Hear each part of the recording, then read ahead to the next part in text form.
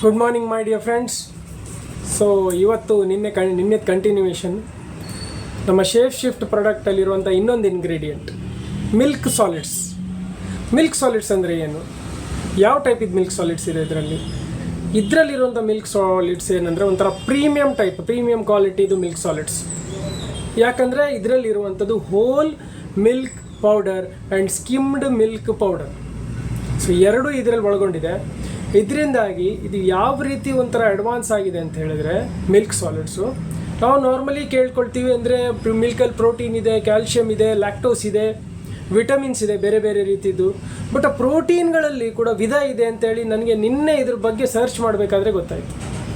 ಪ್ರೋಟೀನ್ಸಲ್ಲಿ ಬೇರೆ ಬೇರೆ ವಿಧ ಇದೆ, ತುಂಬ ವಿಧ ಇದೆ. ಅದರಲ್ಲಿ ಇದರಲ್ಲಿ ಎರಡು ಮೇಯ್ನ್ ಇದೆ, ಮತ್ತು ಅದರ ನಂತರ ಅದು ಸಬಾರ್ಡಿನೇಟ್ ಪ್ರೋಟೀನ್ಗಳು ಇದೆ.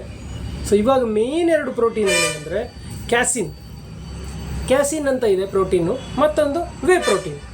ಸೊ ಕ್ಯಾಸಿನ್ ಏನು ಅಂಥೇಳಿ ನಾನಂದರೆ ನಾರ್ಮಲಿ ವೇ ಪ್ರೋಟೀನ್ ಆದರೆ ಕೇಳಿದ್ದೀನಿ, ಕ್ಯಾಸಿನ್ ಕೇಳಲಿಲ್ಲ. ಕ್ಯಾಸಿನ್ ನಿನ್ನೆ ಓದಬೇಕಾದ್ರೇ ಕ್ಯಾಸಿನ್ ಬಗ್ಗೆ ವಿಷಯಕ್ಕೆ ತಿಳ್ಕೊಂಡೆ, ಅದನ್ನು ಡೀಪಾಗಿ ಸ್ಟಡಿ ಮಾಡಿದೆ. ಸೊ ಕ್ಯಾಸಿನ್ ಯಾವ ಥರ ವರ್ಕ್ ಮಾಡುತ್ತಂದರೆ ಈ ಮಿಲ್ಕಲ್ಲಿರುವಂಥ ಕಂಟೆಂಟ್ ಅದು.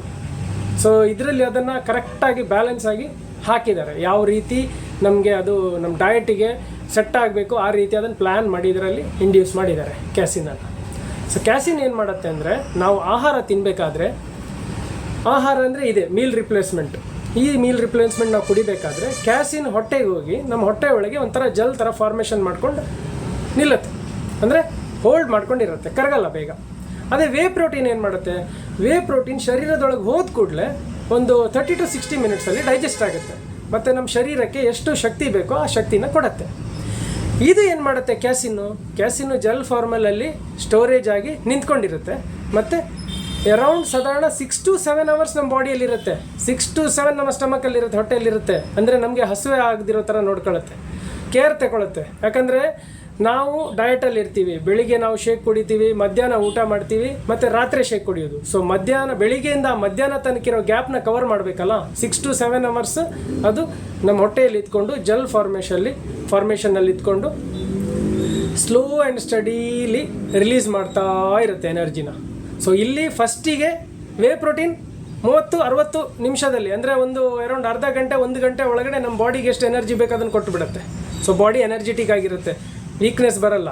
ಇನ್ನೊಂದು ಹೊಟ್ಟೆ ಹಸಿವೆ ಆಗದಿರೋ ಥರ ನೋಡ್ಕೊಳ್ಳುತ್ತೆ, ಮೆಲ್ಲನೆ ಅದರ ಎನರ್ಜಿನ ರಿಲೀಸ್ ಮಾಡ್ತಾ ಇರುತ್ತೆ. 6 to 7 ಅವರ್ಸ್ ಅದು ನಮ್ಮ ಹೊಟ್ಟೆಯಲ್ಲಿ ಜೆಲ್ ಫಾರ್ಮೇಷನಲ್ಲಿ ಕ್ಲೀನಾಗಿರುತ್ತೆ. ಸೊ ಕ್ಯಾಸಿನ್ ಬಗ್ಗೆ ನಾನು ನಿನ್ನೆ ತಿಳ್ಕೊಂಡೆ, ಭಾರಿ ಖುಷಿ ಆಯ್ತು ನನಗೆ. ಯಾವ ರೀತಿ ಒಂದು ಪ್ರಾಡಕ್ಟ್ನ ಪ್ಲ್ಯಾನ್ ಮಾಡಿ ಚೆಂದ ಮಾಡಿ ಅದರ ಕ್ಯಾಲ್ಕುಲೇಷನ್ ಕರೆಕ್ಟಾಗಿ ಯಾವ ಥರ ಒಂದು ಮೆಜರ್ಮೆಂಟ್ ಮಾಡಿ ಇದರಲ್ಲಿ ಇಂಡ್ಯೂಸ್ ಮಾಡಿದ್ದಾರೆ ಅಂದರೆ ಆ ಪ್ರಾಡಕ್ಟ್ ನಮಗೆ ಹೊಟ್ಟೆ ಹಸಿವೆ ಆಗದಿರೋ ಥರ ನೋಡ್ತದೆ. ಮತ್ತು ಕೆಲವರು ಇರ್ತಾರೆ ಹೊಟ್ಟೆ ಬಾಕ್ ನನ್ನ ಮಕ್ಕಳು, ಅವರು ತಿನ್ನಲಿಕ್ಕೆ ಬದುಕಲಿಕ್ಕೆ ತಿಂತಾ ಇಲ್ಲ. ಸೊ ನಾನು ಅದೇ ರೀತಿ ಇದ್ದೆ, ನಾನು ತಿನ್ನಲಿಕ್ಕೆ ಬದುಕ್ತಿದ್ದೆ, ಅಂದರೆ ತಿನ್ನೋದ್ರಲ್ಲಿ ಒಂದು ಲಿಮಿಟ್ ಇರಲಿಲ್ಲ, ಏನು ಸಿಕ್ಕಿದ್ರು ತಿಂತಾ ಇದ್ದೆ.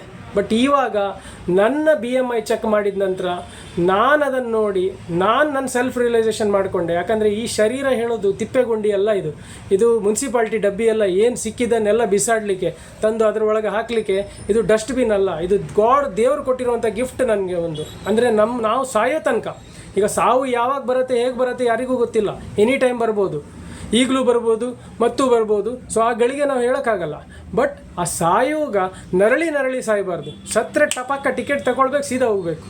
ನರಳಿ ಸಾಯುವಂಥ ಪರಿಸ್ಥಿತಿ ಯಾವ ಮನುಷ್ಯರಿಗೂ ಬರಬಾರ್ದು. ಸೊ ಈ ಪ್ರಾಡಕ್ಟು ನಮ್ಮ ಹೆಲ್ತನ್ನು ಕಾಪಾಡುತ್ತೆ. ಆಸ್ಪತ್ರೆ ಬೆಡ್ ಮೇಲೆ ಮಲಗಿ ಆರೋಗ್ಯ ಹಾಳು ಮಾಡಿಕೊಂಡು ಸಾವಿರಾರು ಲಕ್ಷಾಂತರ ರೂಪಾಯಿ ನಾವು ದುಡ್ದಿರೋ ಅಂಥದ್ದು ಆಸ್ಪತ್ರೆಯಲ್ಲಿ ನಮ್ಮ ಹೆಲ್ತಿಗೋಸ್ಕರ ಮತ್ತೆ ಖರ್ಚು ಮಾಡೋ ಬದಲು ಇವಾಗಲೇ ನಮ್ಮ ಆರೋಗ್ಯಕ್ಕೋಸ್ಕರ ಇನ್ವೆಸ್ಟ್ ಮಾಡುವ.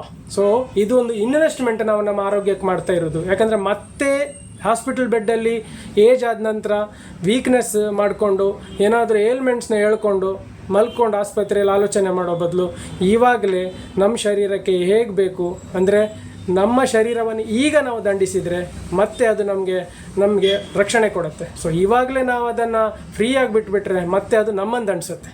ಸೊ ಇವಾಗ ಅದನ್ನು ದಂಡಿಸೋ ಟೈಮು. ಇವಾಗ ನಿಮ್ಮ ಶರೀರವನ್ನು ದಂಡಿಸಿ ನಿಮ್ಮ ಶರೀರವನ್ನು ಕಾಪಾಡಿಕೊಳ್ಳಿ. ಈ ಪ್ರಾಡಕ್ಟಲ್ಲಿರುವಂಥ ಟಾಪ್ ಕ್ವಾಲಿಟಿ ಪ್ರಾಡಕ್ಟನ್ನು ಯೂಸ್ ಮಾಡಿಕೊಂಡು ನಿಮ್ಮ ಹೆಲ್ತನ್ನ ಕಾಪಾಡಿಕೊಳ್ಳಿ. Thank you my dear friends.